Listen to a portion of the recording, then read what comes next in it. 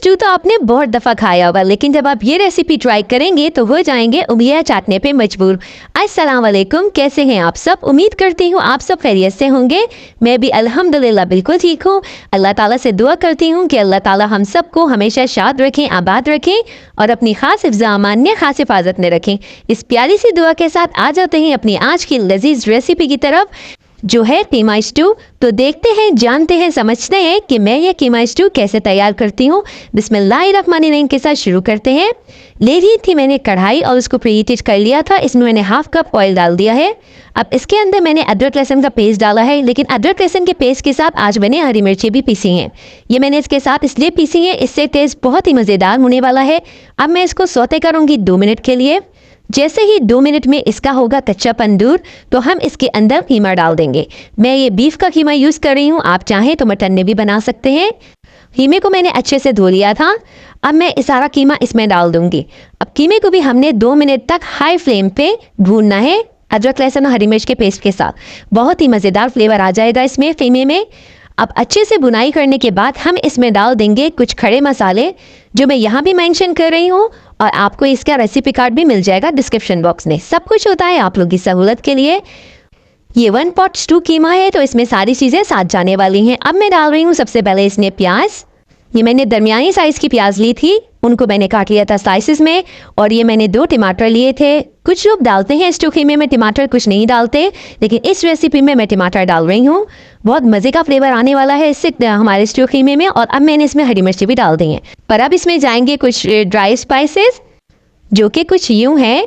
सबसे पहले इसके अंदर जाएगा हल्दी पाउडर। हल्दी पाउडर डालने के बाद मैं इसके अंदर डालूंगी कुटी हुई लाल मिर्च का पाउडर, और कुटी हुई लाल मिर्च डालने के बाद मैं इसके अंदर नमक डाल दूंगी। अब सारी चीज़ें डालने के बाद हम अच्छे से मिक्स कर देंगे। ये सब कुछ मैं हाई फ्लेम पर ही कर रही हूँ, अभी मैंने फ्लेम को बिल्कुल भी लो नहीं किया है। अच्छे से मिक्स कीजिएगा, क्योंकि जितने अच्छे से हम मिक्स करेंगे मसाले, उतना ही जायकेदार बनेगा हमारा कीमा स्टू।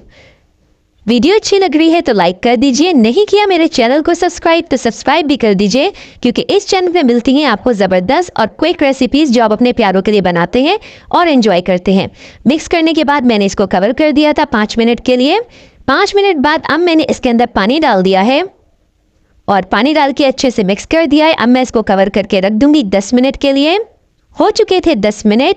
ये देखिए माशाल्लाह से ज़बरदस्त सा कीमा हमारा तैयार हो चुका है। अब मैं इसके अंदर साबुत लाल मिर्चें जो होती हैं गोल वाली, जो हम भगार के लिए यूज़ करते हैं, वो मैंने काट के डाल दी हैं 2।